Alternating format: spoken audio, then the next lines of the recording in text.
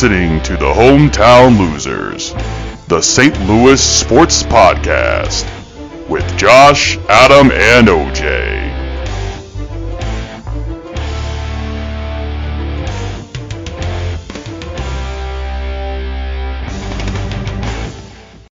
Hey everybody, welcome back here to the Hometown Losers Podcast, session number 32. I'm joined always by my co-host here and Adam and OJ. Gentlemen, are we doing okay today? We're doing great here. Same. I'm glad to hear it, guys. It's been kind of a more boring week now that in St. Louis sports at least, that the trade deadline is passed. Obviously, St. Louis City is not playing because they're knocked out of their tournament for the Cup. And, obviously the Blues aren't playing. There's no Battlehawks right now. There's literally nothing. The Cardinals haven't been the greatest. Yeah, because we don't want to talk about the Cardinals. It's just like, damn it. Every single week. So this week we're going to do a little something different. We're not really going to – we'll talk a little bit about the Blues a little bit later on. But we are going to talk a little bit more about the Women's World Cup and some NCAA stuff that we don't normally talk in heavy regard. Although we have been talking about the Women's World Cup because obviously that is a big deal. Right. And going from there. So speaking of the Women's World Cup, I'm just going to dive right into it, gentlemen. So we are now at the Elite Eight, so to speak, the final eight of the knockout stages as they have progressed. We are past the first round of that. So just a quick update. Spain is in. They beat Switzerland 5-1 in their matchup. The Netherlands beat South Africa 2-0 to get to theirs. Australia beat Denmark 2-0 to get to the Elite Eight. France beat Morocco 4-0. England survived a very nasty scare against Nigeria in penalties 4-2. Colombia was able to overtake Jamaica and beat them 1-0.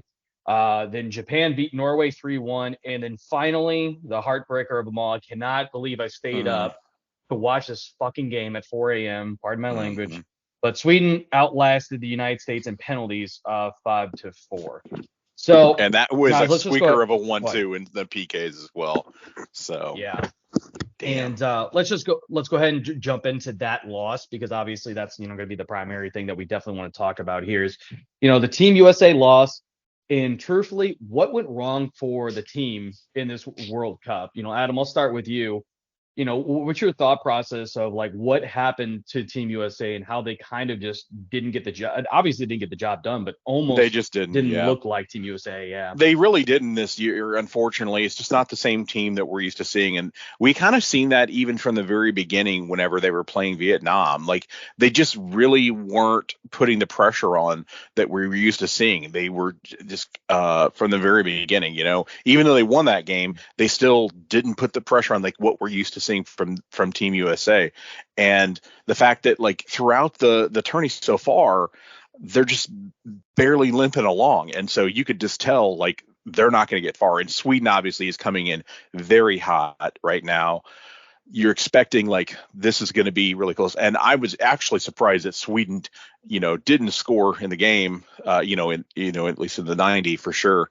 But for me, it's just that, this group just unfortunately is not the same women that we've seen in the past, and they just don't have the they're just not driving it like we're used to seeing. Yeah, OJ, what's your opinion on it? Did you see anything that kind of stuck out to you and like why the United States women just weren't able to really kind of separate themselves out of the groups? Well, I've read that some of their people that they're relying on currently are kind of young because they're, I guess, sort of in a transition stage from the old guard to the new one. Guard, yeah. So due to some injuries, I had to rely more on some younger players that perhaps weren't ready to be relied upon like that yet, even though people seem to regard the new group as like the best team probably we've ever had talent wise. So certainly they should be able to get it done. I don't know. I've seen a lot of criticism of the coach too. I don't really know enough probably about soccer to comment on that myself too much. But yeah, and I will say that I also did believe that there was a lot of coaching issues. I think that he made a lot of incorrect substitutions. I get it. As you said, OJ, you're playing with a lot of like injuries. I mean, Rubino was injured. Rose Lavelle was injured as well. So there was definitely some injuries that were to your main players and to your main like attacking midfielders. So that becomes a huge issue. But at the same time, like what he did against the game against Sweden, he brought in Rubino, obviously just to pretty much take the PKs. He brought her in, I think, at like the 85th minute or something like that. And it's like, why didn't you bring her in a lot earlier than that? Because she's not the striker she was in the 19 World Cup, but she is an incredible passer, credible presence for pressuring, and she can cross the ball in. And that's what we needed. We needed something to be able to, to kind of break through.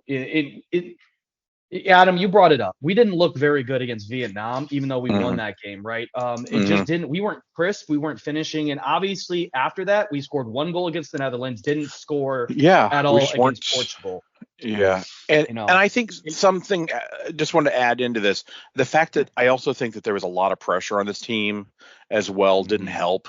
That they're going for that three-peat, and I think there's a lot of, since there's that pressure, the nerves and everything else, is that having that pressure, like if you don't perform to this level, then you're going to be criticized. And I don't know. Exactly I think that really got to them, honestly. And the fact that they've even said it themselves, that they felt like there wasn't a lot of charisma within the team too, with the team itself. So, and even with, Rapone, she just really didn't look like herself that we've seen her in the past 2 World Cups as well.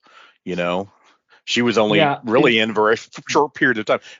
Granted, she is getting older. I get it. But, she was pivotal piece, though, in what we had seen in the past. Right. And there's a couple things to that. You brought up some very good points, Adam, that I want to definitely address. When it comes to, we talked about this, I think last session. It might have been the session before that, but about the Women's World Cup was obviously Team USA is expected to win it. And if they win silver, right, they get to the finals and they lose, it's still a massive disappointment for Team USA. And is that fair? It's really not fair, but that's the true reality of the situation. And OJ, you brought it up that we were relying on a lot of younger players like Sophie Smith, Trinity Rodman. Like these were players that were coming in that we were expected to just have the you have the pressure of the world or a country really on your shoulders. And I think to your point, Adam, is what you brought up as well, that I think that the pressure got to them. This might actually free them now that it's like, okay, we're no longer going to be, going into the 27 Women's World Cup, the old guard's going to be completely gone, but it's going to this is going to be some of the foundation that the young, talented women that we have are going to be able to really build themselves up. Now, I want to talk about Rubino. Well, just about Megan. I think that a lot of what has been going on between 19 and 23 is all the political sideshow stuff that she's been doing, quite honestly. I think that distracted her. I could be wrong, but I really do believe that it became an issue with her specifically on, and like she has her rights, and everyone's can speak their own voice about everything else too. But I mean, again, there was a report that came out that said that she was a ringleader of telling the girls to not sing the national anthem. Like, okay, come on now. Like, this is getting to be a little ridiculous. Like, I understand that you believe that the United States has issues. I completely understand that. But at the same time, like, you're representing the country. Like, be at least happy that you're in the country, right? That's just kind of my opinion on it. And Rubino's always been my gal, especially for the LGBTQA and community. What she does for that community is amazing. But there's a lot of other things that I think that, she has tried to like pull herself in there, use her platform to be able to talk about, when I don't necessarily think she's got all the info, if that makes sense. That's just, again, my opinion, obviously, but I do believe that that can lead to some distractions as well in the team. OJ, you're going to say something? I don't know. Not really. I don't know. I don't have a whole lot of, I don't know, because it's not like you can really say like, oh, well, you shouldn't care about that stuff. Like really say like, what she's talking about, to her, it's more important than soccer. And like, if you look at it in the big scheme of things, if you're, it is, those issues are bigger than soccer. So 100%. It's not surprising if somebody feels strongly about that, and they're going to try and use their platform to whatever extent they can. And I guess that is just bigger than the sport. So. Well, and a lot of it Well, is, then, using ahead, your Adam. position to bring light to Mhm. something that's important to you, and obviously being in the spotlight, you're able to do that more than like you or me, of course, because if we say it, no one cares, So obviously, if you're in a Exactly. Well, position of power, exactly. that's usually what happens. People in power usually have those kind of Yeah. views or whatever, or at least make it vocal because the fact is people are paying attention to them. Mhm. So Exactly. They do assign a greater weight to their views than what they deserve as well, because yeah, on all these various topics, they're not any more educated than you or I or anything like that. They're normal Mhm. people like us. hmm I mean, they work hard at what they do and they enjoy whatever they enjoy, but like they don't have any kind of special information or analytical skills that a regular person doesn't have. They just have a voice, a way to yeah, project their voice, I should say. So, Right. And that's kind of the point that I was bringing. I have no problem with the message. I have no problem with her using her voice, because that's one of the amazing things about America, is that you can pretty much stand up and say F you to anybody. You know what I mean? But the thing about it is, I think that it got away. If she wanted to, okay. So if you want to go like towards this political and use your presence, right? Use your global stage and your superstardom, essentially, in that spotlight, to be a political advocate, that's completely fine. But understand what also got you to that area, got you to that spotlight, was being a world class soccer player as well. So, it's kind of like, I just don't like the method, so to speak. I feel that a lot of athletes do that nowadays, and it becomes a distraction for them specifically, because they're not necessarily like just focused on the sport. They're so focused on all this other stuff too, and that's completely fine. But then maybe you need to take a step back from soccer. Maybe you need to get one of these other younger girls a chance to be able to play. That's my yeah. my thought process on it. You know what I mean? And Yeah. because to me, Rubino didn't seem nearly, in the minutes she did play, she didn't seem nearly as crisp either. Now, some of that also comes from, as when we had Danny on a while back, he could tell you that the game is very, very you got to be feeling it. You got to feel the flow of the game too. So some hmm of that is unfair. Just throw her in at the 75th minute and be like, hey, we need to score a goal in 10 minutes. right. Like that's, so then you're going to be making mistakes and pushing forward and stuff. Well, and But how much some of of it that, is? Well, sorry. no, go ahead, go on. Well, I was going to say, and how much is it the fact that she's, 38 years old as well, and the fact that she's playing with Exactly. some very young women as well. You know what I mean? Yeah. Yeah. And you're 100% right. I do believe that it's Yeah. a combination of all things. I'm not trying to sit I here and think put blame that's on. I mean, I Yeah. would say that's probably the main one, though. Like, that Yeah, I mean, she's almost playing with always people that is the are, main you issue. know, almost Yeah. half her Like, age, damn near. she, I'm just yeah, saying. I think a lot yeah, of Yeah, that for sure. performance is the fact that she's just getting older, and it really is a obviously big deal. she stepped away, of course, after this. I get it, so she knew it was Yeah. her time, but I was expecting to see a little bit of a lesser presence of her from last time for sure. But you still are hopeful that she can come out there and have a great send off, per se, for her Yeah. sake. Not miss the damn penalty kick. Like Right. that really frustrated me, because you got Yeah. brought in essentially to take that PK and then you miss Sure. it. And if we make that, we win that game. We Yeah. had 3 chances to win that game. Right. And we just couldn't capitalize. And that's what is Yeah, kind of most frustrating about it. yeah, it's just I don't know. Sometimes you compete and you lose, and there's hmm definitely some issues to fix. But I mean, obviously they way underachieved, but Yeah, that's gonna happen exactly. from time to time too. But it That's happens. I mean, it's hard for a team to go 3 times in a row and win the championship. I mean, This those is the teams are hardest tournament in soccer. legendary. Yeah, I mean, and those teams that we know of, that we can think of, like the Bulls or the Yankees or whatever. Those were legendary teams. I mean, those were that have been able to win multiple championships basically back to back to back. Yeah, Those were some incredible legendary teams, and I'm not trying to discount Team USA, but that's very hard to do in sports, especially like you Yeah. said, with the World Cup, because we'll never see that in the men's World Cup.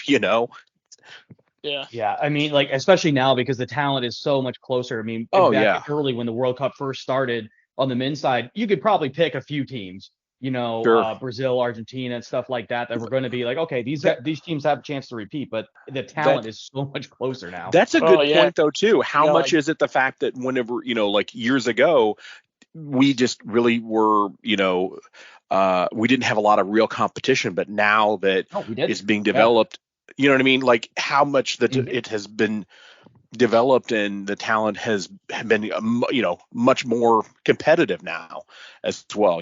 They're catching up hundred as percent. yeah. well. And you got to You look know, at the development of women's soccer, not just in the United States, because obviously, the United States, we have a decent soccer presence. Um, excuse me, we have a decent soccer presence here on the professional level, but hmm internationally, I mean, you have Chelsea, you have Real Madrid, you have Barcelona, Arsenal, they all sponsor women's teams, and they're hmm starting to become bigger and bigger presence, and they're starting to again, they're getting the development too. Yes, the product might not be as exciting as some of the men's and stuff like that, but they're getting the training for it. They're getting that hmm again, what they've been fighting for in the equal rights. And that is something that again, I do believe in that political stuff that Rubino and the rest of the women were fighting for. Is hey, we just want the resources and stuff. We already talked about it last session about getting paid equal and what that looks like compared to yeah, revenue. And some of that's a little skewed. But when it comes to hey, well, just treat us the same way, make sure that we're not like what they last year what happened in the NCAA basketball tournament. Like it became a what was it when something go viral, but it became viral that it hmm was the women's NCAA basketball tournament. They showed one of the women's locker rooms or something like that, and it was like literally just an open room, like there was like nothing there. And so that's became like, oh yeah, so but men's have all of this, all these amenities, but we don't have that. right. And I get it, the revenue's not there, but at the same time, like come on, you got to treat them the right way in that Yeah, it's sense. like give You know them what I throw mean? them a bone here. Come on now. Yeah, they're still We're human still beings. Like, well, yeah, and that's like okay. I guarantee you that there's money in there to do that. So yeah, for sure. So, that's a great point though that Adam, that you brought up. That I think that the rest of the world is starting to catch up, and I do believe, honestly, deep in my heart, that this is going to free up this Team USA. I think that they're now going to feel like it takes the pressure off. You know what I mean? It's like when you're bowling. So like if you're bowling and all of a sudden you start up and you get 4 strikes in a row, in that fifth frame, you're going to feel a lot of pressure to get a strike. of But course, once you don't get that strike, immediately all that pressure is off, and all of a sudden you hmm can just continue to bowl a great game. for And I sure. think that's kind of the same way here, We've seen for that. Team USA I've at seen that least. a lot in baseball with like hitting streaks and everything else. You know what I mean? Like there's just Hmm. all this pressure. It's like they're not even worried about position playing and whatnot and everything else. Is just worried about okay, I gotta get extend this hit streak one more game, Exactly right. whatever, and then Yeah. that's all that you're focused on is nothing. It's not the overall game itself. So I've seen that Yep. happen before. Yeah, I can speak Nope. as, a pitcher in Little League when I pitched a no-hitter. We still lost the damn game because of errors on my team, but I Yeah, was still nervous as hell pitching into the seventh inning because like, that in the back of the head, regardless if you try to tune it out, it's still sure. there. You Yeah, know what I imagine mean? like So pitching a like, no hitter. Like you are nervous as hell come the ninth oh yeah, inning. You have got to be yeah, perfect shaking. game. You know, There's no way. Yeah, you you got to have be to know shaking that at shit's that going point. on. Your emotions are going to get to you. You know. Yeah. Oh, Jay, Yeah. you're gonna bring up something? No, I wasn't. Okay, I got you. Yeah, it's just like, yeah. So I mean, it's unfortunate, as you said, the results are not there. But it's going to be very interesting now to see what happens. In my opinion, too, as I said, I kind of alluded to before, we had lack of finishing and we were very unconvincing on the offense, 2-0 against Vietnam, which is ranked like 64th in the world. And then after that, you score 1 goal against Netherlands. And that was a very lucky goal in the Netherlands because we were losing that game big time. The Netherlands were taking it to us until Lindsey Horan got pissed off and scored a goal. But beyond that, you couldn't get anything done against Portugal. You couldn't break Sweden, even though that game was our best game, the best 90 minutes that we had, just couldn't get anything done. But I also do believe that we didn't have the defense this time around. Normally we have a lot of good defenders that can shut down offensive opportunities, and we really didn't have that. I felt that the midfield, opponents were able to move the ball. Even Vietnam, they're able to move very successfully through our midfield, which is not necessarily a good thing. You want to push them to the wings, obviously, to force the ball back inside rather than marching straight down your gut. You know what I mean? So Yeah. but it is what it is. And let me ask you guys here, with them losing now, and this is the earliest that they've ever been exited out in the Women's World Cup in the first round, in the round 16 here. Does this hurt their legacy? OJ, I'm going to start with you. Do you believe this hurts their legacy at all? I mean, compared to if they'd won 3 in a row, then yeah. But Yeah. otherwise, nah. Yeah, and I mean, they're Adam. they're an incredible team. There's no doubt about it. So. I think in the short term, it might, because of course it's fresh in people's mind and, people are disappointed and everything else.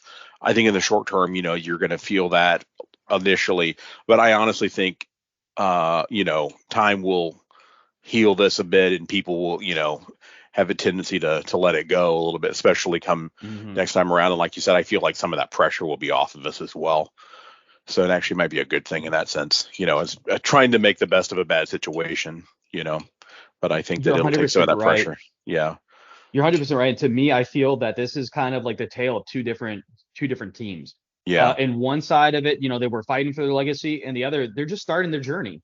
They are. Again, Rodman and Smith, they're going to be there for a while, and some of these younger girls that are coming up, they're going to be there, and it's the start of their journey. For me, I take a look at this and I say, most of the vets on this team are now going to be retiring, for at least for international play. They've kind of already announced that. Lindsay Horan said that she's done, which was kind of surprising, but it is what it is. Alex Morgan says she might come back. I don't know. It should be like, I think 39 or 40 in the next World Cup, but who knows? We'll see. The one thing I will say about this, and again, I'm going to go back to, and I really don't want to get into that because it's not what this podcast is about, but in this time around, the team was mired in the political controversies, but they didn't have the result this time. They did that in 2019, if you remember. They kneeled for the national anthem and stuff like that, but no one cared about that because guess what? They brought home the medal. So now it's going to be very interesting. Now, of course, it is a distraction. Yeah. Of course. Yeah. And people tend to forget that. Yeah. Yeah, 100%. If you win, all is forgiven. It's the same thing. Like if you're a really good athlete, and you get caught for drunk driving and stuff like that, you tend to like all of a sudden be able to walk away from that situation. He's still a good guy. Yeah. Yeah. Exactly. Like it's stuff like that. So we'll see what it is. I mean, it was funny. I read an article about how apparently Trump was ecstatic that Rubino and the Women's United States team lost. And I'm just like, good Lord, just shut up, dude. Like, first and foremost, I get it. Rooting like, against the United States is not cool with me. I know, not a good look for you, especially when you're potentially going to be, going for a president. I understand, like people are going after them for their politics, but like rooting against any team in USA, I'm not cool with that, but that's my opinion. So Adam, that's my exact point here, right? So I don't agree with Rubino's. I agree with what she's saying, but not necessarily how she's doing it. But I'm still always going to be rooting for them. You know what sure. I mean, that'd be like because USA. For sure. I mean, it'd be like a Cardinals player did something stupid or whatever. It's not like, oh, I'm glad the Cardinals lost, because so and so on the team, did something stupid. Like, exactly. Whatever. Make any sense. Yeah. That's we should all have that patriotism and then national right, 100%. Just like the women, I agree that I feel that they should be standing and singing the national anthem. That's what I would do, but they don't necessarily have to do that or whatever. But understand again that's going to come around that. But have pride that you're there for Team USA, and it's just like I have pride watching you, even in the loss to Sweden. I said, well, you gave it your all, and they really did. They definitely gave it their all. They just couldn't find the finishing touch. So, it is what it is. It's just like, Adam, I know you and I are going to a couple baseball games for the Cardinals soon. It's going to be like, all right, well, this is going to suck, but at least you get free beer. Well, we might get a win, I mean, not to get into that whole topic, but we won a series, apparently, according to OJ. We just won against Tampa. So There's a possibility. 2 or 3 from Tampa. At There you Tampa, go. I might Saying add. there's a chance to make the playoffs. There's a chance. Dude, No. the crowds in Tampa are so much smaller So than bad. at Busch I Stadium know. this year. Like, Yeah. what? Oh, OJ, This it's super year? funny. So, I watched. It wasn't obviously today's game, but it was yesterday's game. I watched a little bit of it. Actually, I think I watched it on a replay. It doesn't matter. But the announcers were like, yeah, like the stadium is so nice and blah blah blah. This was on the Tampa side. The stadium's so nice. You can't believe people don't come out here. Blah blah. I'm like, okay, Tropicana's not bad, but like it's not great either. So I don't know what you're you're trying to hype yourself up for. It's really not that great, but it is what it is. But, I think it's terrible. I mean, they have a white underside of their roof, so you can't pick out the damn baseball. Who thought of terrible. that? That's terrible. Oh man. You're not lying, man. It's just ridiculous, but because that is a good point. I actually don't think I've ever really recognized that before, and now I'm just starting to think of that. I'm like, yeah, like how the hell would you, especially if like, why not just like lift the ball straight up into center field and hope that the guy doesn't see it? You know what I mean? Exactly. There's a chance. Yeah, like that's a legitimate strategy. It is really there. pretty stupid. Yeah. A big giant freaking white dome over your stadium. Yeah. When the lady just like is right, it's just like pure white. Yeah, it is. Yeah. Absolutely, because it's sort of transparent. Yeah, it's sort of opaque or whatever. Yeah. And that's kind of similar to like if you guys remember the Montreal Expos stadium. Oh, Where they had the infield. Olympics. It was all turf. Ugh. Yeah, because they Wasn't originally that built that. Expo, yeah. Yeah, because they originally built that stadium for the Olympics when it was hosted in Montreal. Oh, I didn't know that. Yeah. Yeah. I got you. Yeah. Yeah. So, but I remember that because I do remember an old game they were talking about. One of the strategies is to hit the ball really hard on the ground because it's going to bounce a lot more and it's going to be hard to field for the infield because like there's no dirt. It's all turf. Yeah. So that's an interesting. That was Olympic Stadium.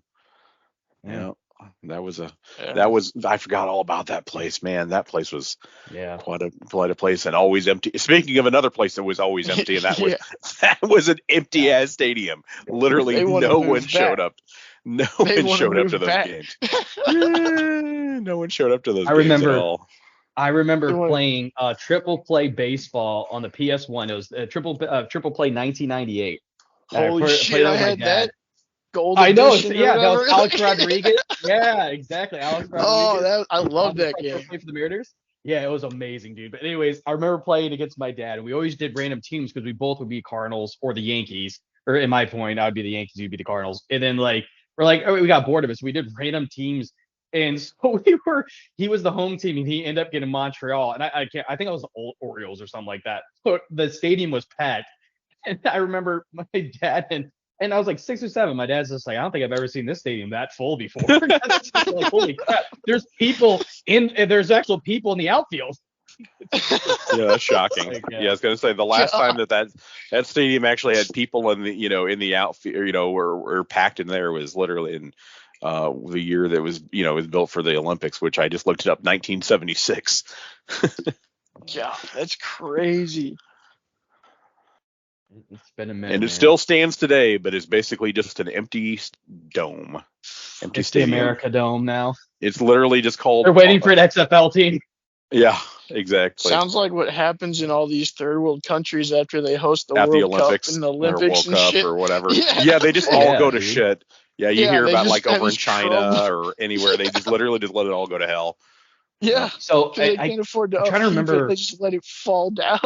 Yep, they do. Well, they can't keep it up because of the they don't have the venue or these things that are coming through to support it. Yeah.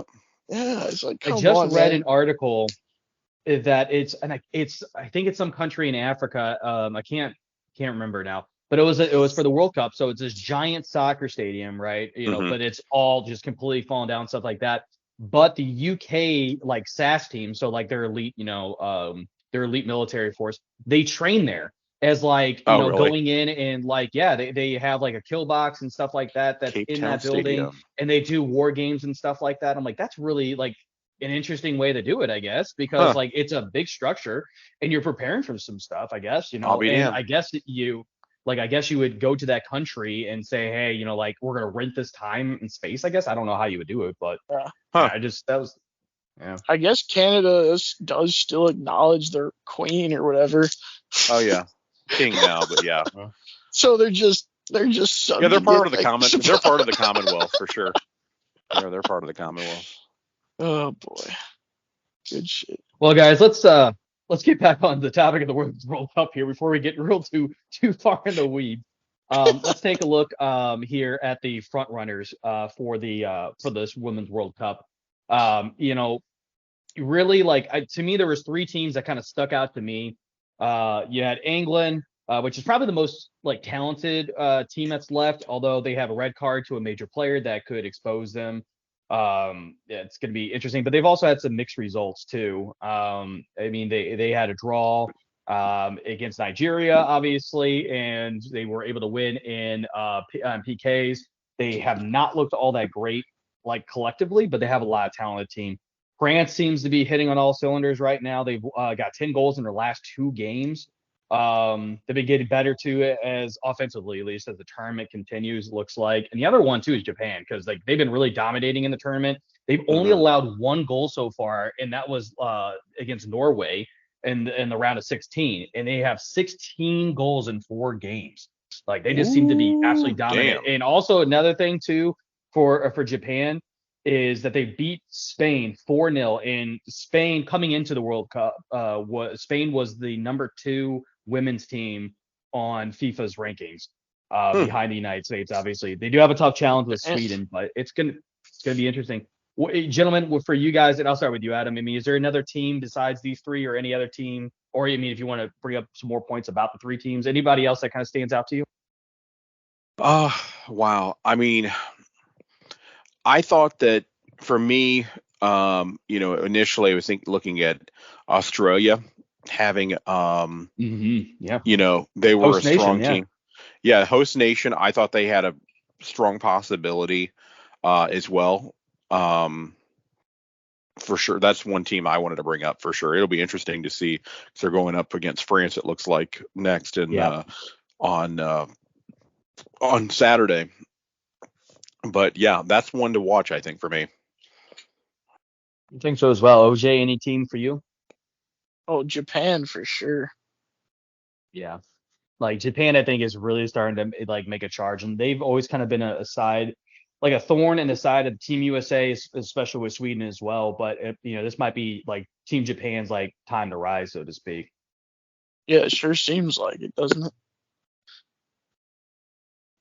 Yeah. So, I mean, these are really good teams. All 4 teams that we just mentioned look like they, could be a front runner. It's going to be interesting to see, obviously, how they can proceed out and who's going to end up winning the World Cup. Let's transition here and talk a little bit about the NCAA and all the crap that has been happening right now in the NCAA. So if you're not familiar with this situation, I'm going to kind of walk you guys through it. But the Pac-12, the Pacific 12, but informally known as the Pac-12, one of the major 5 power conferences in NCAA sports, is imploding. So this all actually started back in. What's a power conference, Josh? No, I'm sorry. There's 5. There's 5 power conferences of the ACC, Big 10, Big 12, the SEC, excuse me, and the Pac-12. Those are considered to be the Power 5 conferences, right? Well, that might change now, because we don't know if the Pac-12 is going to survive. But so back in June of 22, UCLA and USC announced that they were departing the Pac-12 for the Big 10. Obviously, 2 big programs for them. July 27th of this year, Colorado State tape, we left the Big 12 a few years back. We're going back to the Big 12. So they lost 3 teams at that point without bringing anybody back to kind of like make up for any of the teams. 6 days later, after Colorado says, hey, we're leaving, Oregon and Washington announced that they're leaving for the Big 10. Literally 2 hours later, Arizona State, and Utah, all 3 of those teams say we're leaving for the Big 12. So there's only 4 teams left in the Pac-12. Only 4 teams: Stanford, Cal, Washington State. How a lot of a lot of that happens because that way you can bring over an even amount of teams. You know what I mean? But anyway, very well so coordinated, I guess. Yeah, there's only Stanford, Cal, Washington State, and Oregon State that are left. There's been some conversations from the ACC to see if they can bring over Stanford and Cal. But Jesus there's Christ. been I don't know if that's going to happen right now. There was also a report that came out that happened a few days ago that the commissioner of the Pac-12, George, and I'm going to butcher this, but Kalifkov, he apparently asked the Big 12 before Oregon and Washington, Arizona State, and Utah. So before those guys even left, he had asked the Big 12 if they could take all the teams besides Oregon State and Washington State. So could the Big 10 take 10 more teams essentially? Obviously, that fell through. And now Pac-12 has been in meetings with the Mountain West about a possible merger. So the Mountain West is a mid-major. I know. It is a absolute shit show. This is insane. Yeah, like it's getting to be just absolutely ridiculous right now. And Pac-12, I mean, listen, they're surviving only on 4 teams, obviously. I mean, but in reality, they're only surviving on 2 teams, and that's Cal and really it's Stanford. Stanford is going to be the jewel of anybody that can pick them up as quote unquote a free agent. Stanford is ranked number 3 in the country at NCAA eligible schools. Is ranked number 3 in academics. They are ranked number 1 in athletic support. They have also the most well-rounded athletic program, and not just basketball, not just football, not the big ones. They also compete very well in wrestling, rowing, tennis, all of it. They are very, very good. They've been ranked number 1 for the best athletic program and results of athletic program, I think 8 or 9 times in the past 10 years. That's saying something. You know what I mean? So, and plus, again, they're incredibly academic and they also have a lot of money as well. So it's going to be very interesting to see what ends up happening here with the Pac-12. But yeah, I have no idea what's going to end up happening here. But, OJ, what's your thoughts on this here with, the Pac-12 kind of imploding? Do you think that they're going to be able to do anything? Well, with the recent additions of Texas and Oklahoma, I believe the SEC could stand to get another academics type school. So I think they should go ahead and go add Stanford. Can you imagine Stanford in the SEC? Yeah, that would be very interesting for sure. That would be hilarious. It would be because they're just going to get especially in football, they're going to get their asses handed to them. That's just they do okay in basketball though, probably. Yeah, they do. Yeah, they actually hold their own. Stanford's they're not like a top, they're not like a blue blood like Kentucky or Kansas, right? But they are definitely a second or third tier if you want to get more technical with it. But yeah, they're pretty damn good. That's what I'm saying. They have a lot to offer. Yeah. I think to me on paper, what makes the most sense is, and I said this actually before ACC even started talking to them. I was having some conversations with some of my friends, and they were talking about the NCAA and what is that going to make sense. And I said, listen, it's going to make sense for Stanford and for Cal to go to the ACC. And the reason why actually is not even about the sports. I mean, obviously that's where the money is going to come from, but it comes from an academic standpoint. The ACC, when it comes to academics, besides obviously Ivy League, if you compare them to the rest of the Power 5 conferences, their academics is grossly superior. I mean, you still have FSU is a very hard school to get into, even in state. You have Duke, you have North Carolina, you have Wake Forest. Like, you have a lot of private schools on the Atlantic coast that are very, very hard to get into. So I think that is, bringing in Stanford, which again is an academic school, Cal, which is, obviously Caltech is Cal. So you have a lot of that. You have a lot of academic recruiting and stuff. So it would make the sense. But the problem with it is the ACC is primarily obviously on Atlantic coast. Obviously, it's the Atlantic Coast Conference. Yeah. So how do you now have 2 teams that are in California? How do you bring them across the country? So I think that's going to be their biggest roadblock right now. See, I disagree with you on that being the best fit for them. And it's because, especially in this new day and age of the super conferences, I think it's more important to diversify the schools in your conference rather than just stack everybody up that's like each other. That's what I meant. Get another good academic school in the SEC. It just makes the SEC more good at more things, I should say. And I don't know. And the SEC is So going to be closer too, because you have, Texas and Oklahoma that are going to be like further out west, right? So that is a little bit yeah, easier in travel when it comes to, finding, conferences within the conference or divisions within that conference and stuff. But, exactly. we'll talk about the SEC here in just a little bit because I want to talk about like NCAA realignment, like in general. But the SEC is sitting on 16 teams right now. So it's Oh, I like, it's know. just one of those things. Yeah. So You it's, need to it's add just one of those another then things. too. Yeah. So I guess you could Yeah. take Caltech too there, right? Yeah, I would take Cal. If I'm SEC, honestly, if I'm the ACC, if I'm the Big 12, if I'm anybody, I'm going to take Stanford, but I'm going to take Cal as well. Like those are the two biggest ones, and Oregon State and Washington State. They're pretty much just going to be like on the outside looking in. I don't think anybody really wants to take them. The only conference that makes sense to me for Oregon State and Washington State to go to is the Big Ten. I don't think that the Big Ten will take them. The only reason why is because they could technically make revenue off of that. They have Oregon and Washington that just announced that they're leaving for the Pac-12 to go to the Big Ten. So why not get their two rival schools to also go? You know what I mean? But that would put Yeah, the that Big makes Ten sense. at You're right. 20 schools. Yeah, that's the only one that makes sense. Oh yeah. The Big 12 has already said that they have no appetite to bring in anybody else right now. So they're not bringing anybody. So then it comes Oh down yeah. to your decision, or not to your decision, but to your point of view is the SEC, which that also does make sense, and for the ACC. But I think for the ACC and the oh my god, the ACC and the SEC, all these acronyms, geez.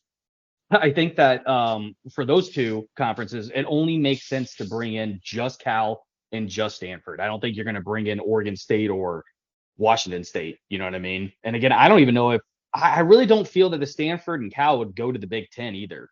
That's just kind of my opinion. I Yeah. don't know why, but I just feel like they don't want to be a part of the Big Ten. So it's going to be really interesting. But let me ask you, OJ, do you think that if first and foremost, let me ask you, do you think that a merger with the Mountain West is actually going to happen? And B, if that merger does happen, do you think that's still going to be considered a Power Five conference?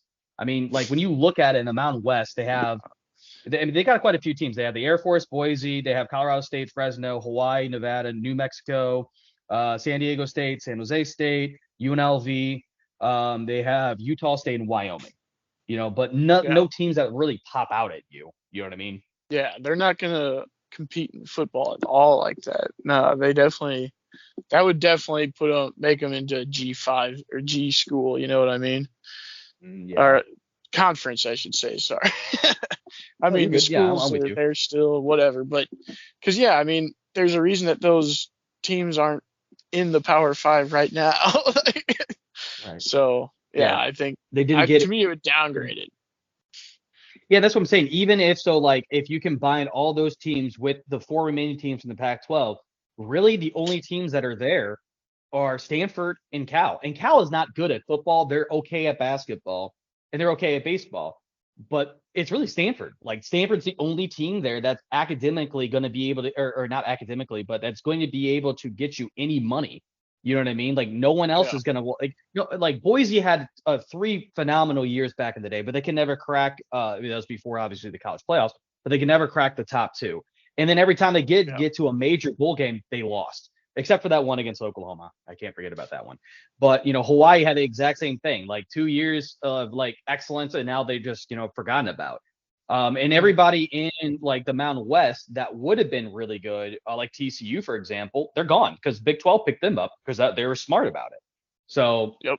I don't know. Like I feel that if the Pac-12 is going to survive and they're going to be taking in all these teams for the Mountain West, first and foremost, I don't think it makes sense for them to take all of Mountain West. And I also don't think that if you're like on the commission board for the Mountain West, I also don't think it makes sense for you to say, okay, cool, well, take like half our teams and then we'll retain the other half. That doesn't make sense either.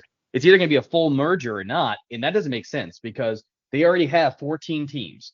So that's going to put them at 18 teams. That again, your top two teams are going to be Stanford and Cal, and then you'll have Oregon State and Washington State, and then the rest of these guys. Like Oregon State and Washington State, I think can fit into this fold. You know what I mean? But I don't think that Yeah. Stanford and Cal deserve to be in that because they're just going to be head and shoulders above everybody else. Yeah. No, I agree. Yeah, so That's what I mean. yeah, and the other thing too about it is like, if I'm the Pac-12, I essentially want to keep your name because the Pac-12 has been around for over 100 years as a division, or as a conference, excuse me. So you mean you kind of won that name, and that's kind of what you would, I guess, go to the Mountain West and say, hey, listen, we have at least name recognition, so you can come here and you can get some clout from us, and we'll be able to, get better TV deals and stuff like that. I just don't think that's going to happen. It's the reason why a lot of these schools left. It's because they're not making any money off their current TV deals. So Yeah. if you couldn't get a good deal for USC or UCLA or Oregon, then how are you going to get a good deal for Boise or Air Force or Hawaii? You know what I mean? Like, Yeah. come on. I mean, people So will get excited about Boise, and then, but yeah, Air Force, I don't think anyone cares about. It's always Army, Navy, right? So, yeah, but uh, but Boise's going to be like that old veteran that you get, and you're just like, oh my God, you remember Boise back when they yeah, were so good, like back in 2008, like 15 yeah, years ago. Let's go. yeah. It's just It like feels it like feels boring. yesterday. Yeah, exactly. You're gonna try to trick your mind into believing that it feels like that, but man, I don't know. It's yeah. It feels like it to me. I don't. I'm sorry. It does feel like it to me. That's all I'm saying.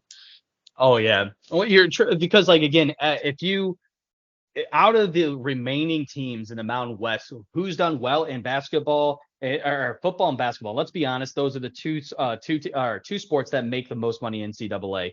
And Yeah. in fact, football and basketball combined make 97% of the revenue for NCAA sports, which is Mm. pretty freaking ridiculous. And we know football is like 70% of that. But anyways, Boise State is they're pretty decent at basketball too. They're not the greatest, but especially being in the Mountain West, where you got Gonzaga and stuff. But they're not bad. But like everybody else, I mean, you have like flashes and pans like Hawaii, Nevada, New Mexico. San Diego State is not bad. They're kind of like that mid-major, like they're like the prototypical mid-major team. You know what I mean? Yeah. Mid-major school, like they're pretty good. San Jose State's kind of same thing. UNLV, same thing. UNLV won a couple national titles back in the day with basketball, but that's also a flash in the pan. They haven't been good since then. So, Wyoming had a couple good years for football. It's kind of all over the place. So it's that consistency that you're going to obviously want. But if I'm the Pac-12 and I'm trying to rebuild a conference by, let's just say they wanted to say, okay, we're not going to merge with the Mountain West. We're going to try to like grab some teams from other conferences. There's nobody left because everybody else is all these mid majors that are just don't have the money or the resources to bring in for good athletics because it's this arms race now, between all the Yeah. other, Power Five conferences. So Well, I'm exactly. not, So, yeah, I'm not terribly too certain like what's going to end up happening with the Pac-12. My gut feeling says that eventually the ACC is going to make a move and they're going to grab Stanford and Cal, or as you said, maybe they'll go to the SEC because the SEC has actually been pretty quiet about that front right now. So who knows? Maybe that's going to come a little later on. I think that's going to end up happening. And if Oregon State and Washington State stay in a Power Five, they'll get absorbed into the Big Ten. But I think they'll end up going to the Mountain West. And the Pac-12, I think, is just going to be gone. That's kind of my feeling to it. But yeah. we'll see. But I kind of want to talk. I'm sorry, we're going to say something. No, yeah, because I mean, I agree. Like, it probably makes the most sense for the four schools remaining to just try and get into some other power conferences any way they can, Yeah. rather Yeah. than Take care of trying. yourself. Yeah, exactly. So, and that's kind of the whole point of the conference in the first place, right? Is for these schools to all group together. So, if they it might just be best for all of them to dissolve the Pac-12 altogether. Yeah. And obviously, as long as those four teams are there, the Pac-12 will still exist. But I think before we get to the end of this month, all four of those teams are going to have at different conferences. I just think that there's not enough money to go around in the Pac-12, especially now that there's literally no TV deals anymore. So that's going to be interesting. Yeah. I have no idea what's going to end up happening there. But I did want to talk about like the NCAA realignment period. Like again, I kind of alluded to it. So going through this, like SEC has 16 teams in it now. They added 2 in 91 with South Carolina, Arkansas. They added 2 in 2012, which was Mizzou and Texas A&M. from the Big 10 or Big 12, excuse me. And they just added 2, as you allude to, OJ, in Texas and Oklahoma. They are starting now in 24. The Big 10 is now at 18 teams. Good God. They added Penn State 90, Nebraska and 11, Maryland and Rutgers in 2014, and now they're adding 4 more teams in Oregon, UCLA, USC, and Washington for the 24 season. Big 10, Big 12, and actually I want to talk about the Big 12 real quick. The Big 12 is very impressive that they've survived this long, because it was literally last year the conversation was or actually 2 years ago, that the Big 12 was going to dissolve because they only had 8 teams. And it was not seen to be a very powerful. The only thing that kept it alive was basketball, because you had Kansas. That was literally it. You know what I mean? That was the only revenue stream that they really had, because Big 12 football sucked. They didn't really have anybody else besides Texas and stuff like that. But Texas wasn't like the Texas that we grew up with. You know what I mean?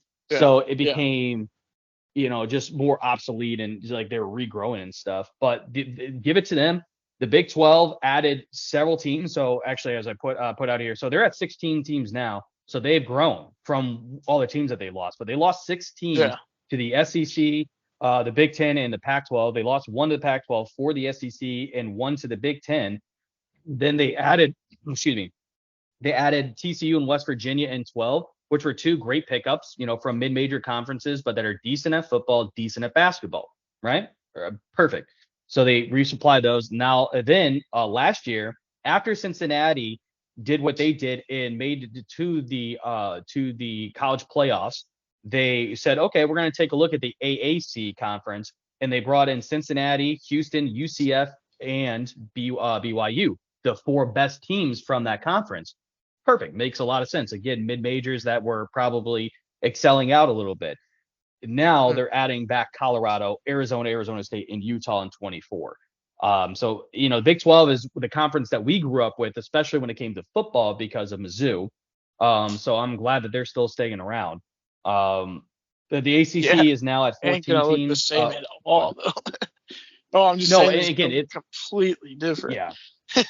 And all this is completely. The only conference that literally looks the exact same for what we grew up with, in a sense, is ACC, because ACC is still at 14 teams. They added Florida State in 91, Miami and Virginia Tech in 04, probably before people really pay attention.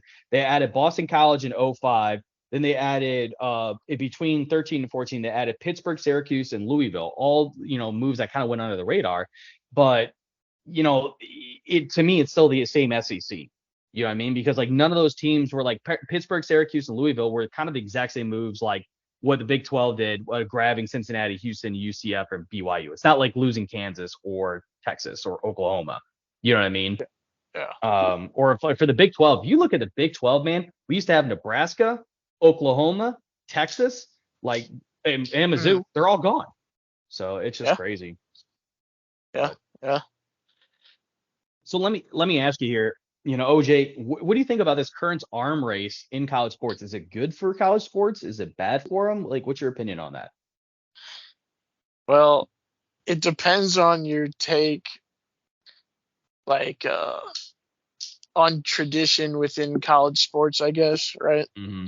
If you truly, dearly hold to that tradition, then this is terrible. But you can almost look at it in a cyclical way where theoretically, if what happens does happen, you're just remaking it the same way. Like in, 100 years from now, if, everything's still going the same way it is, generally speaking, people have other, completely other sacred memories that have nothing to do with it anymore, So, I don't know. Yeah, the only thing I think that – go ahead. Well, because they're going to have to divide it up at some point. I mean, once you get conferences with 20 teams in them, you're going to split it into divisions, and it's going to wind up being just remaking conferences. At the end of the day, it's all still going to be the same thing. So. Yeah, but I think you're going to be, adding those divisions within those conferences and stuff like that. But I to your point, there are two big things that stick out to me on the negative side. One, rivalries. we're losing a lot of rivalries with all these teams moving back and forth, Yeah. right? Now, yeah, they can make new rivalries, but that doesn't have the same flair as a rivalry that's been going on for 50 plus years. You know Oh what I yeah. mean? Like, For now, I mean, that's what I'm saying. Like, I mean, the Blues fans used to hate the Detroit Red Wings the most. Now yeah, Blues before, fans hate more than the Chicago. Yeah. Blackhawks the most. And it's not Yeah. because that happened before they moved Detroit to the east. People were already starting to hate the Blackhawks more over here. I'm just saying it's like, it's part of its generations of fans and all that kind of stuff. So on a large enough time scale, I don't think it'll make any kind of difference. And so I guess the No, question and is how much is the reason people watch college sports to do with their loyalty and fondness to the traditions of their school that they attended and stuff like that? And how much is it because they like watching the sport itself? That's really what we'll find out here, I guess, because, if it's the one where they care a lot about the traditions and stuff, maybe enough people stop watching that it'll mhm. hurt it.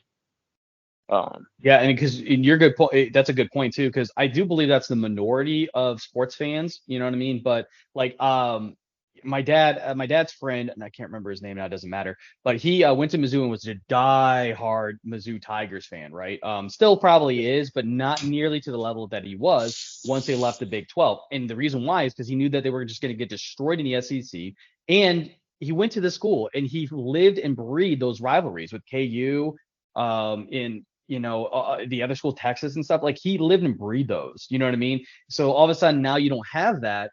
It feels empty. And plus Yeah. again, like Mizzou, it did surprisingly well in the first couple of years, but obviously being an SEC football, it's gonna be really hard to be good. But regardless, that's a good point. And that on a large enough scale that like his kids are gonna remember only the Tigers being in the SEC and those rivalries that they've been developing now. Yeah, But exactly. yeah, the only other negative, like not the only other, but then one of the other big negatives that pops out to me though is where does this end? So okay, Pac-12 goes away, right? Okay, now we're down to 4 conferences, and the weakest conference out of that, when you look at like strength of teams, is going to be the ACC probably. Because they only have 14 teams, and a lot of those teams are not nearly as good in football, which is going to be your biggest revenue streams. Um, and like I look at Clemson, and like Clemson, they're okay at they're okay at, obviously great at football, okay at basketball, they're incredibly good at soccer, but no one cares about soccer in college sports, at least. So that's not Yeah. generating money, but when's that going to happen where they're going to go to the SEC, or Big 12 says, hey, come on over here, or whatever have you. And I think that Yeah. that's where these conferences are going to have to, like, there's not going to be a dividing line to say, okay, well, like a conference can only take 22 teams or 20 teams or whatever have you. But at some point, it's going to Right. hurt the product, I think. You know what I mean? Of like having Well, all yeah. the real top national teams, say all of them get absorbed into like one or two. Okay, cool. So it's going to be the national championship's going to be. I'm just going to use the top two when it comes to football. All right, the national football playoffs are going to be SEC versus the Big Ten. I mean, yes, they're already kind of that way. I get that, but at the same time, that's Yeah. what it's going to feel like if you move all these teams there. You know what I mean? Yeah, absolutely. But the important part for me really is that what's not happening, which a lot of people expected to happen, is that it's not only all the like top power schools grouping together. Like, there are like mid-range schools that are joining like the SEC and the Big Ten and stuff like that. Guys, it's not all the top dogs grouping. It's not like all the top teams from the Big Ten and the SEC forming their own super conference, which I think is what people were afraid of. But it's still got like a mixture of skill levels within the group, but it's a narrower range now. Like, you have less teams that are like super bad. It's overall higher quality, I guess. But my point is, it's not like all the top blue bloods are shutting everybody else out. It's still mixed up enough to where I think people still want to watch it. Yeah.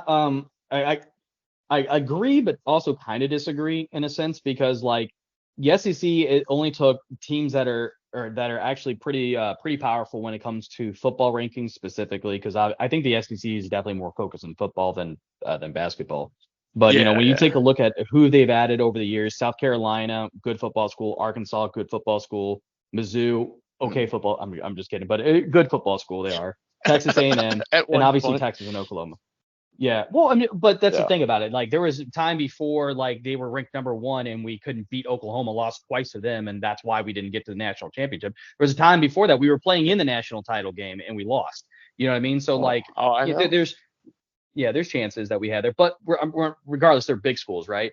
Big Ten, you have Penn State, big school, Nebraska.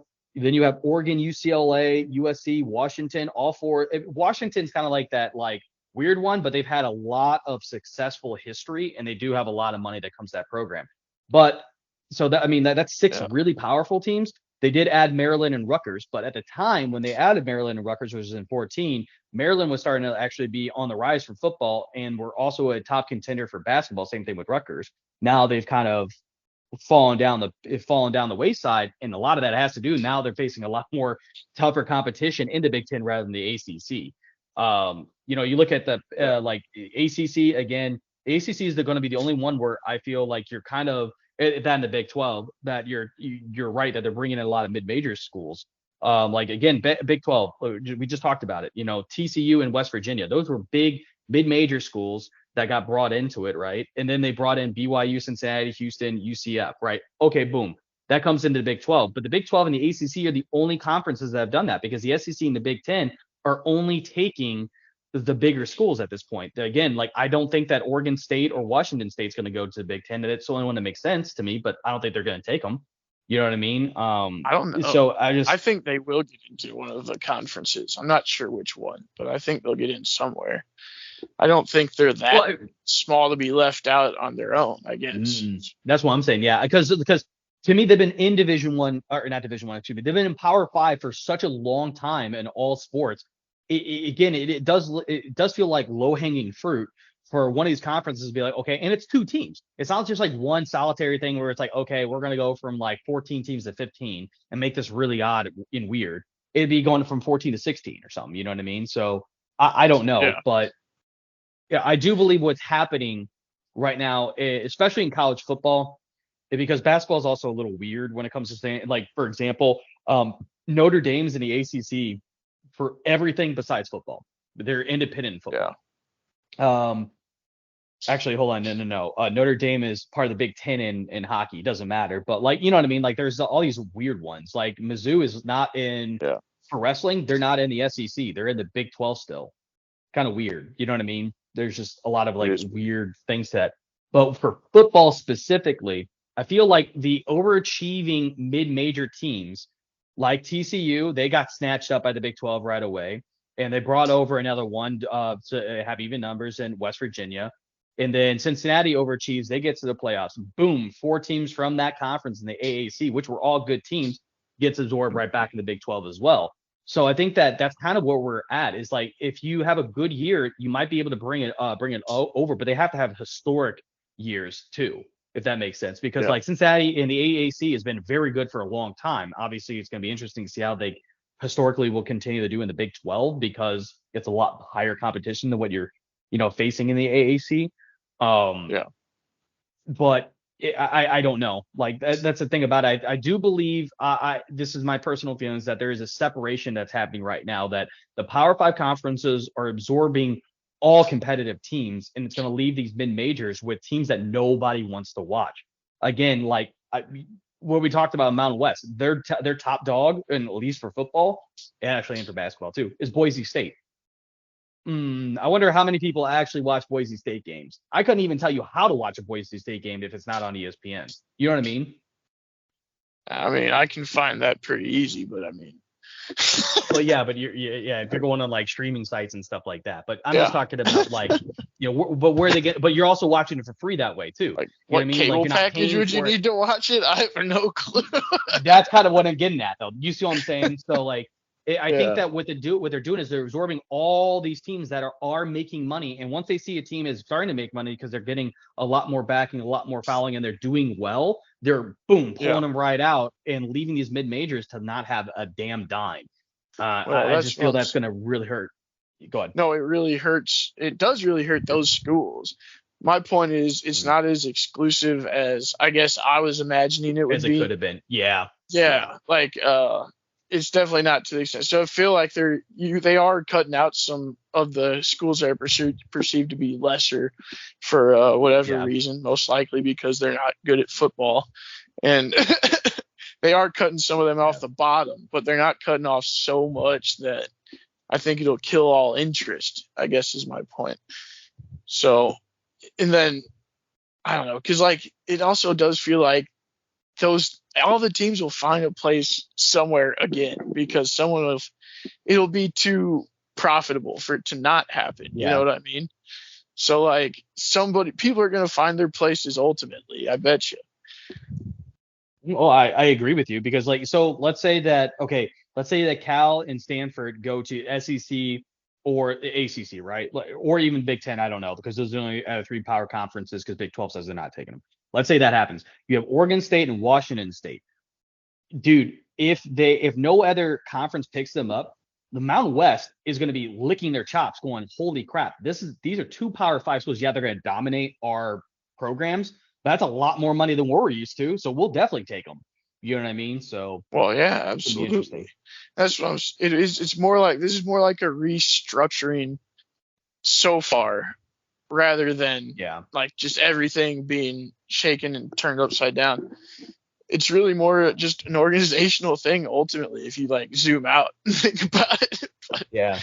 I tell you what I would like to see. It will never happen, obviously, because you write the contracts to go into these conferences to be able to make money, and there's too much money involved. But I would love to see relegation.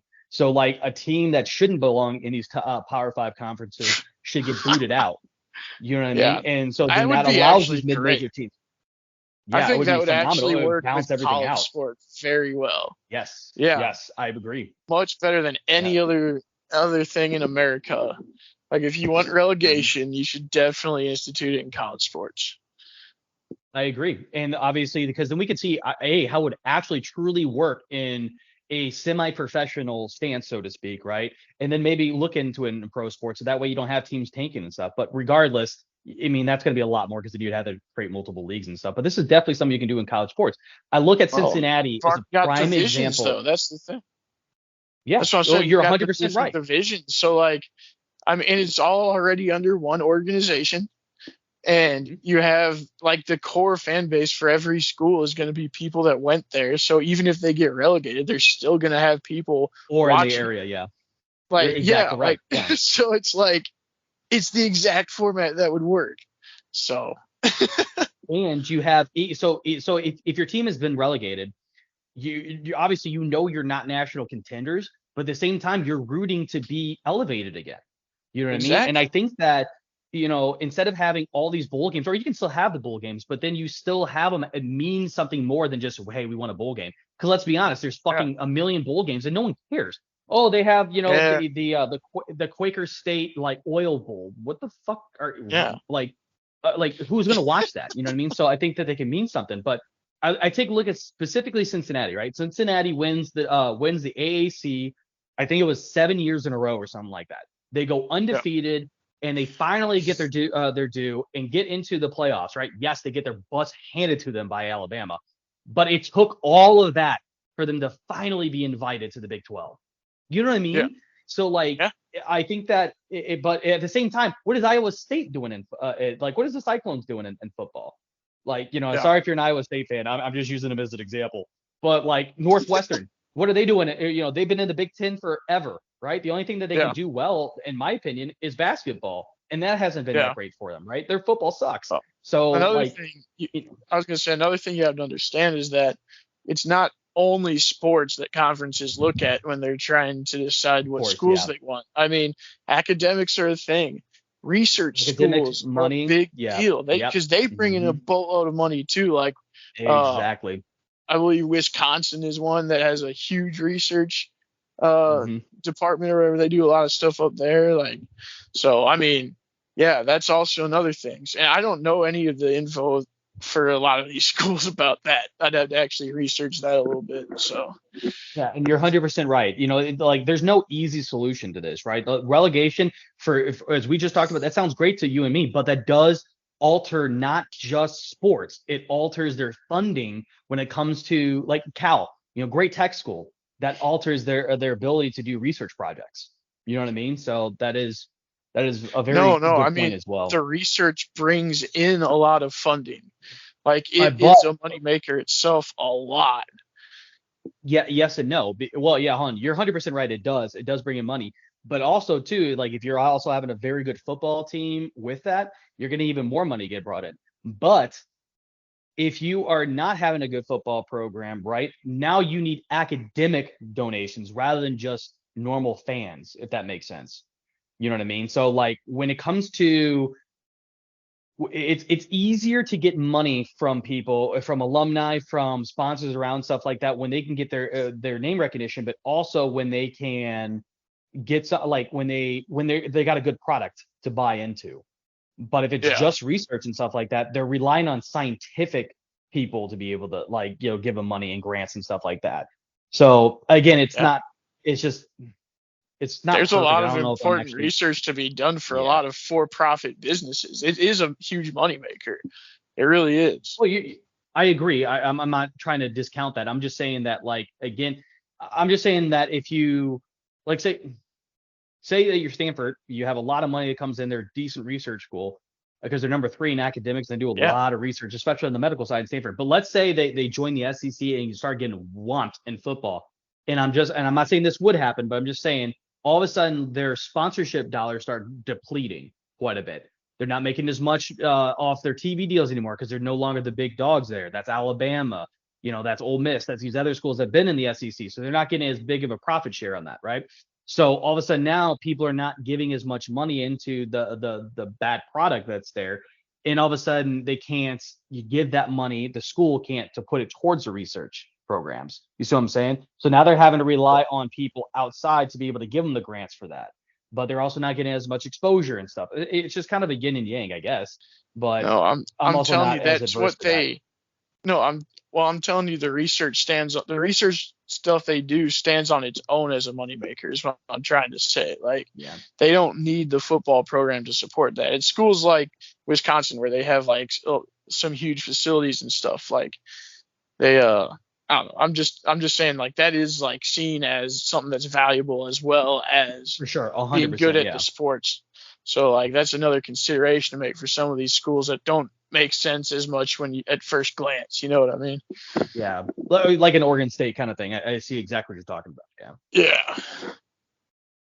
Well, it's going to be interesting to see what ends up happening here. In the NCAA and this massive realignment we're going to happen. Hopefully we can get some more updates, and maybe next week we can talk a little bit about more once the picture gets a little bit clearer or something. But it's something definitely to monitor. But let's transition here and talk a little bit about the only team, I guess, that we want to talk about, even though we really don't want to talk about them in St. Louis scene, and that's the Blues, right? So it's been quite a while since we've talked about the Blues. The season is starting to get closer and closer. Obviously we know that it's going to be an interesting season as we lost a lot of talent. We have a lot of younger players and stuff like that are coming a lot, but I'm not terribly too certain on lots of old faces. Lots of old faces coming back. No, I mean we got Sammy Blay back. Yeah, and but he was back with us last year. We got I know that. My point is, he is an old face coming back. We didn't have him at the start of last season. This season, he's going to be on the team from the start. And if he plays for the whole season this year, like he played after he joined us last season, he's going to have a hell of a season. There you go. Be a steal for what we got Sammy Blay on right now. God, can you imagine if he was good and we have him and Buchnevich on the same team? I mean, okay, I'm not. If you're a Rangers fan, oh yeah, I get that point. If you're a Rangers fan and all of a sudden they start producing, especially since Tarasenko's not on the Rangers anymore. Well, because we traded them. we traded them Sammy Blay for Pavel Buchnevich, and then Sammy Blay sucked with them, and then we get him back for nothing, and he's good. Yeah, for a rental player that is now in Ottawa. Like, you know, Yeah. Tarasenko's in Ottawa. So That's hilarious, dude. I hope that happens. All right, well, so let's get to some of our expectations here, OJ. As you just point out, it sounds like you're pretty happy about this situation.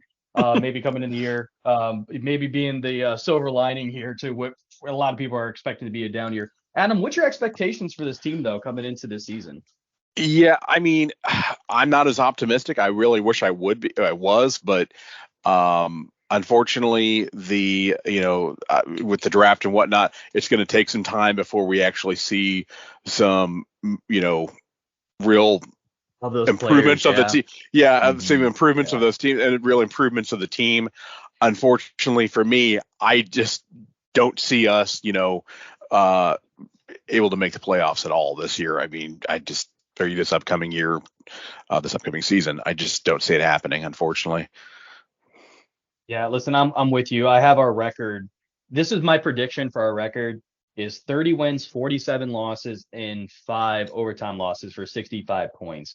I got us in 7th overall in the Central Division, right in front of the Coyotes. And I got us ranked 28th at the end of the season in front of San Jose, which I think San Jose is just not going to get any better. Columbus, which again is not getting better, and obviously Arizona. So I that's kind of where I have us predicted. I know it's very bleak looking, but I'm trying to be like as realistic as possible on this without being too grim on the outcome. I think that they can definitely go in stretches, and maybe they're a little bit better than this, but I definitely still don't think that they're a playoff team. You know what I mean? To your point, Adam, it's just there's just the lack of talent that we have is especially like on the wings and stuff like that. We have some players that can definitely perform, but not like guys that are going to be able to get you. Not like a Tarasenko is going to be able to get you 30 goals. You know what I mean? I'm not really seeing that. So, OJ, you sounded definitely more optimistic than what Adam and I are bringing to the table right now. What your kind of predictions are for this year? What do you believe the Blues can end up in the ranking? Oh boy, that's a good question. I don't know. I mean, so I do think Sundqvist might have a good year, and the reason is, I mean, he had like hip surgeries a couple years ago, so if he's starting to actually get healthy again, and he gets back to his old production because he's still young enough, 29, so he's like right in his prime. So I think, I don't know, Sammy Blay looked good last year, guys. I don't know, man. I mean, they got some guys that can become guys. Like they have some potential. Like Jakub Vrana, that's another one. Like, yep, I agree with Jakub Vrana, yeah, for sure.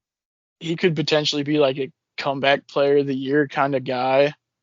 He'll make us America's team when we get into the playoffs and try and go on a surprise run. But my thing, how are we going to address the D-line issues though? You know? I know our D sucks probably, so, but that's kind of where I'm like, I don't know. I feel like some of the guys got complacent last year. At least it looked like it the way they were playing. I agree. And I think some of the complacent guys are gone. And I think that the guys that are on the team were embarrassed last season. And I think you're going to see a lot better effort all around. And we'll see more what the team can actually be like. Because I really think a part of our defensive issues isn't just on the defensemen. I do think our forwards consistently fail to back check hard enough. Yeah. And if they can fix that, then this team could be good. Like they could make the playoffs. And so I think they'll be motivated to fix that. So that's my Pollyanna take. All right. It'll be interesting too to see what with Benny, how if he's able to what kind of year he's going to have, because he had a rough. Yeah. Sorry. Go ahead. I'm just saying, because obviously he wasn't consistent last year at all, and it's going to be interesting to see how he looks, this season coming in for sure. Yeah. And I was going to respond to that as well. That made me think of Joel Hofer, who looked pretty good last season in the games he played. So, I mean, Mhm. obviously small sample size, but he looks NHL ready. So, I mean, if we can kind of get to a 1A, 1B situation with Bennington and him, then your goalie tandem probably looks a lot better too, because as you said, Bennington can struggle at times. And I think he's like a Paul DeYoung type of guy where they struggle to focus over the course of a long season. They Mm-hmm. struggle to focus the same every single night. And so they need time off so that they can focus when they are in net easier. They need the mental break more. Mhm. I Yeah. think that's kind of what it is. So if you get Bennington a guy to split the load, assuming he's okay with it, because I mean, I don't know if he would complain about it or what. I don't know how much he can complain about it at this stage, but you get that kind of situation going. You might have a good goalie. You get your forwards playing a good team game again. And they brought in guys. Well, I feel like generally they brought in guys that play a good team game. I don't know about Kevin Hayes, but like, Yeah. I mean, I guess he should score some points though. So. See, and this is kind of like I got a counterpoint to that when it comes to Bennington. I don't think he's like Paul DeYoung and doesn't concentrate over a long season or anything like that. Because look at the season we had after we won the cup. We were definitely one of the best teams, if not the best team in the NHL before COVID happened. And then what ended up happening, though, was our defense started to slump down. The year after that, we didn't have Petrangelo. We didn't have Jay Bouwmeester. We didn't have a lot of these players. We didn't have Gunnarsson, too, for most of the season due to injury. We lost Mm-hmm. Steen. We lost a lot of that competitiveness in front of the net. And Mm-hmm. then this past year, what I think a lot of it was, I think it was more the fact that he was just pissed and tired of getting scored on. He was tired of losing. And I think that's also, attributed to him, lashing out more. And people were like, oh, this guy's, Yeah, he's really he's like emotional trying to and be all a this. goon. Yeah. And it's like, he's tired of getting scored on, where he feels like he's left on an island a lot. I'm not just trying. I mean, Absolutely. there were some things last year that I saw that were, okay, that was really bad. Like you let a really weak goal come in. But there was Mhm. also a lot of times where he was left on an island. A lot. And so it's Mhm. just like, well, absolutely. like Martin Brodeur couldn't even get to that. You know what I mean? So it's just like, Well, yeah, all I'd right. say all the more reason to have a 1A, 1B kind of scenario. Well, I Give agree your with you there. goalies Yeah, a mental I agree break. with you. Yeah, So, I definitely agree with you. I'm saying that's kind of an X factor for the Blues this year. Is how does Joel Hofer perform? So, I mean, if he's really ready and he's good, and you can have that kind of situation with a 60-40 split or something like that really helps your team. That's going to help you win a lot of games. So, I mean, they have some X factors that could really turn things positive quick. So it's kind of exciting to look for that kind of stuff. Well, speaking of the X factors here, let's get to some line predictions on where we feel that this team is going to be when it comes to the line. Like I'll start here, essentially, like a line one. I think that we have Buchnevich on the left wing, Robert Thomas up the center, and then Kyrou on the right wing. I mean, I think that's kind of what everyone's kind of seeing. There might be some differences and stuff like that. Adam, do you have anything different, or do you see that pairing as well? Yeah, I mean, I think that it's pretty consistent. Overall, I'm looking to see maybe maybe a Justin Falk. I don't know. Well, Justin Falk is on D. I'm just talking about the. Oh, you're offensive talking right about now the for first. line Okay, one, yeah. I thought you were talking about the first Yeah, pair. yeah. Gotcha. No, yeah. No. Yeah, so Buchnevich on the wing, on the left wing, center Thomas and Kyrou on the right wing. It's kind of what I see for the line one there at least. Interesting. OJ, is that way you see it, OJ, or do you see it differently? Oh, I could see them trying to break up Thomas and Kyrou. So maybe they would have Kyrou like on a second, like sort of scoring line. And you might have like Robert Thomas because they seem to trust him somewhat defensively now. So you might have him maybe paired with Pavel Buchnevich, who's another good all-around player. And like, let me see, who else would you put on that? I don't know. That's the thing. That's why I chose Kyrou. That's why I chose a line of Thomas and Kyrou, because I don't think Saad is a top line guy. I don't think Vrana at this point is a top line guy. I think maybe he can get there, but I could see Saad maybe playing on that line if they're looking to have it be more similar to like the Ryan O'Reilly lines were for us. So maybe that's an option at some point. But Other than that, I Yeah, for don't sure. mind. Certainly don't mind that first line. Put all our best guys together and let them go do their thing. Mhm. Yeah, for the second line, I have Saad on the left wing, Shin at center, and then Vrana on the right wing. So kind of again balancing out that the top end talent that we have, so to speak. What's your Interesting. thoughts on that, OJ? Well, I did notice that you put uh, two older, slower guys with Verana, who's pretty fast. So Mhm. I don't know if that's advantageous or not. I mean, maybe it is It's probably with not, Verana. but I think that Yeah, putting Shin or Assad on the third line doesn't make any sense either, though. You know what I mean? So yeah. like But it's just kind of hard. I'd rather have Verana with some at least one other fast guy if we could. But maybe you put like Perunovic out on defense or something with that. I don't know. Yeah, that's good. That's a good point too. You could definitely do that. Adam, what's your take on that second line? Yeah, I think that's pretty solid line. Sod, Shen, maybe uh Kapanen maybe. So Yeah, that's what I saw too. That a lot of people think that maybe Kapanen could be in that second pair. I just don't know if he's Oh earned that yeah. spot on the Blues just yet, but maybe. You know what I mean? That's another option. That you definitely have. It's kind of the same thing like when you look at Kyrou and Saad maybe for hmm switching out the top line pairing. It's kind of the same thing with Verana and Kapan. But at the same time, like I think you want to get like Verana, who's had a lot of that mental anguish. I think that you want to try to give him as many opportunities as you can. I think right. maybe getting put on the third line is not necessarily going to be the greatest, but maybe that is Well, the antidote. I don't know. What were you going to say something, OJ? could you have like Verana, Kapanen, Shen? I don't know if that makes See, sense. that's where I'm saying it. To me, that doesn't necessarily make all that much sense. But it's a line that you potentially could do. Like my third line I have is Neighbors on the left wing, Hayes at hmm center, which I think that's kind of makes sense, Makes obviously, sense. and then Kappen in the right wing. Obviously we brought in Hayes to be So a center. Go ahead. Yeah, so really it sounds like your right winger is going to be, you're going to just interchange whether it's Kapanen or Varana, one of the two. It sounds like for the most Okay, I part. got you. Yeah. Yeah, and in all Right. honesty, when I was kind of making when I made the lines, I started with the centers because I thought it was very, very obvious on our four starting centers, right? I thought Thomas number one, Shin number two, Hayes number three, and then Sonny number four. To me, that But makes the most sense. Go ahead. what about Neighbors? You think Neighbors looking any time at center? But he might be a rotational on the third. Like I have him as a winger starting off. Most of hmm these guys have played center at some point in their career.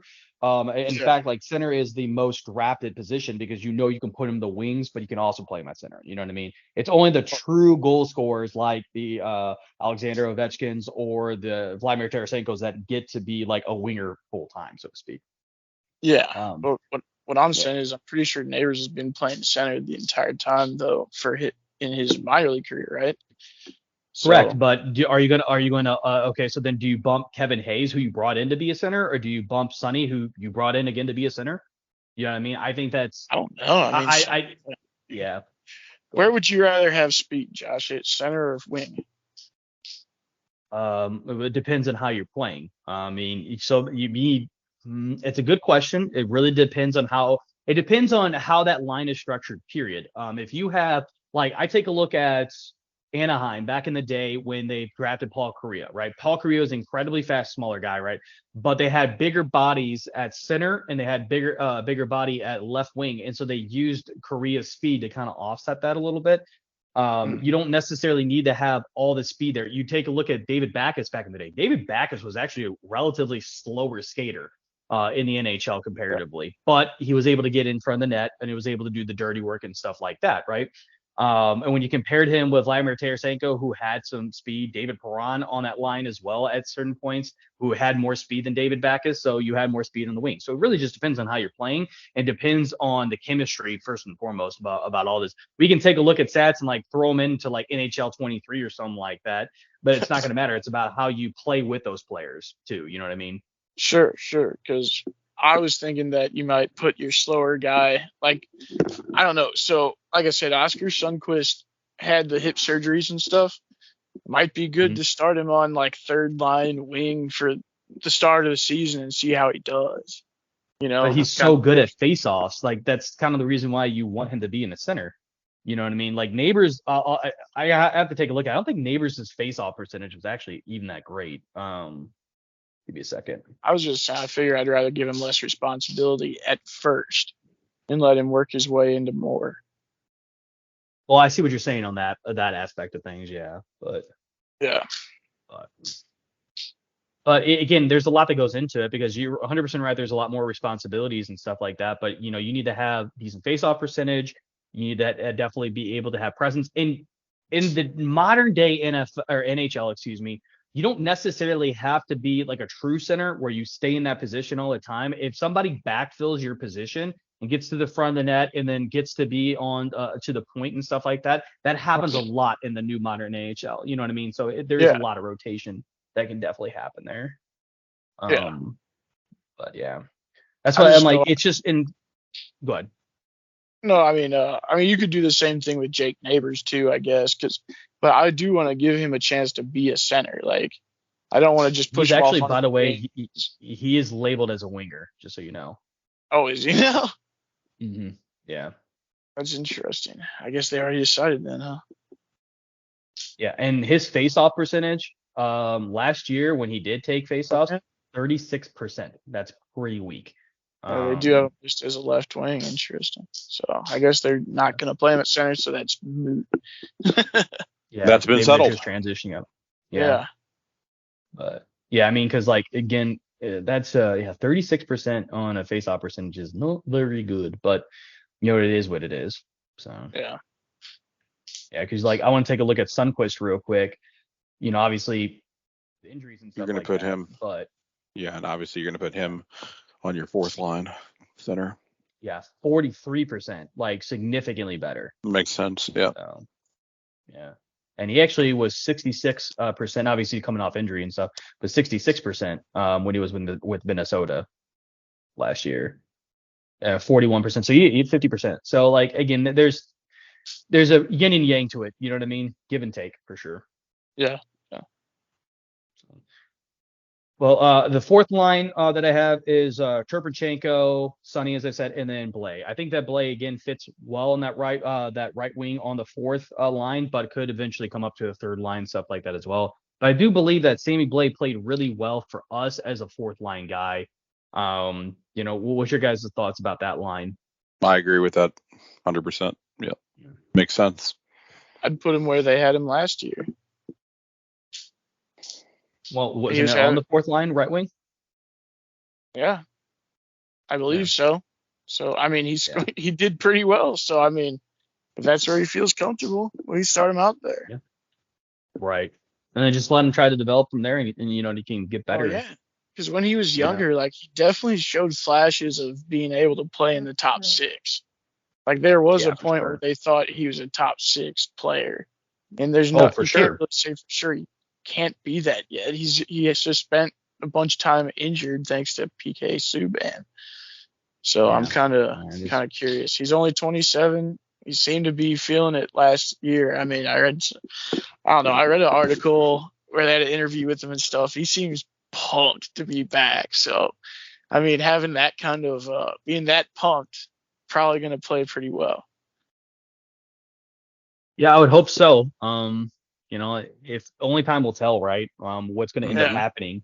But yeah, for sure. Let's take a look at the D line pairings in here. And everyone I keep saying is Letty and Parayko number 1, Krug and Falk number 2. I think those are kind of interchangeable. Like that's the reason why I was mentioning earlier. Sorry, I was thinking that we were talking about our defensive pairings earlier. That's why I was mentioning probably Krug and Falk. I didn't realize we were starting the other. My apologies. But yeah, I'm thinking probably Krug and Falk on the first pairing. First pair, yeah, for me. Yeah.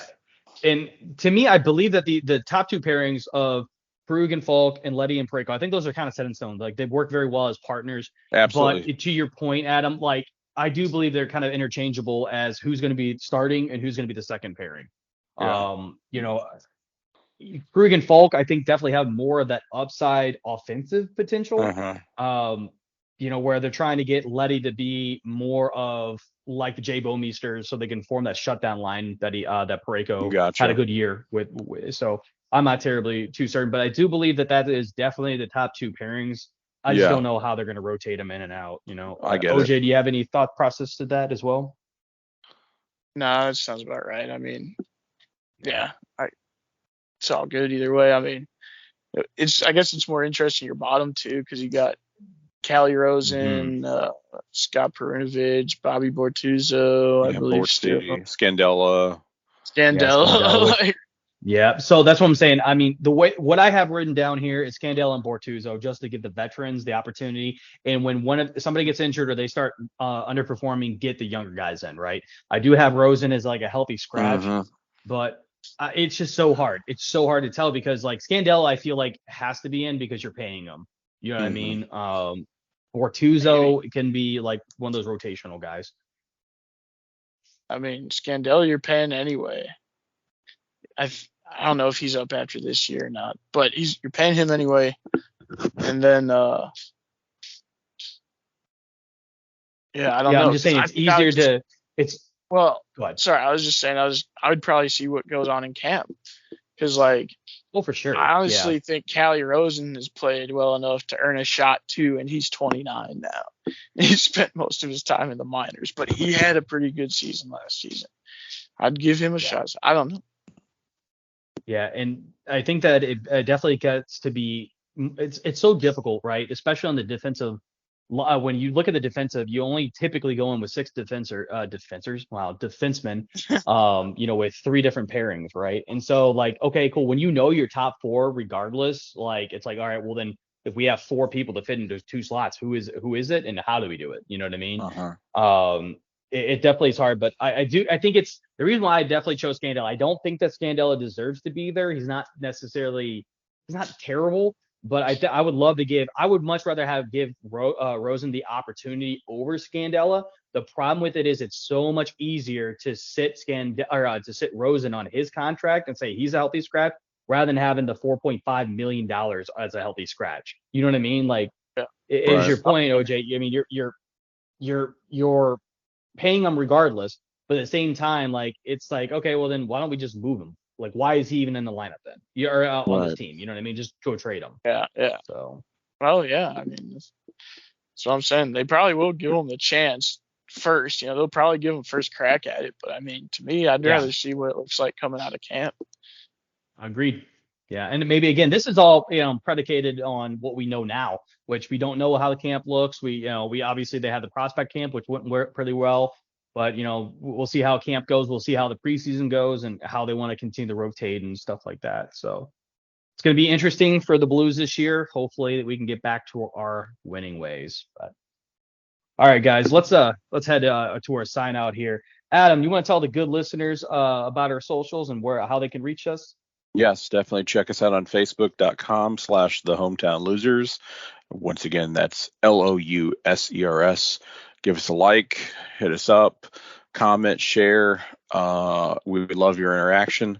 Also, check us out on X because it's no longer Twitter.com. So X.com/hometownlosers and tweet, retweet, or X or re-X, whatever they say. I don't know what they call it now. Yeah. So just whatever, the entire thing. Just do that thing and hit us up. Do that social media thing. Does that social media thing? Yeah. There you go. Do that. All righty. OJ, what do you have for the game of the week this year? Or this week? Of the year.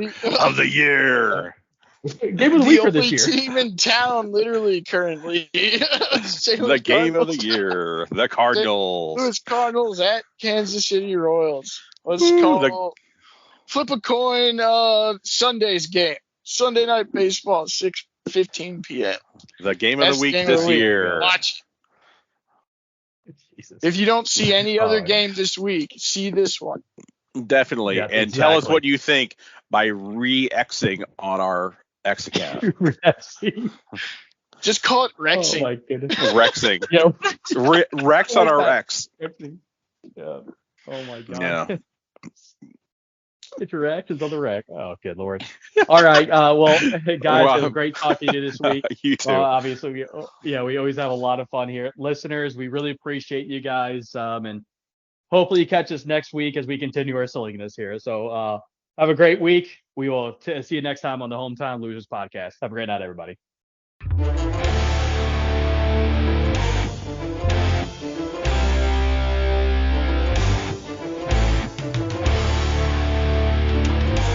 Hey guys, this is Adam. Just want to say thanks for listening to the Hometown Losers podcast. We'll see you next week as we continue our discussion of St. Louis sports.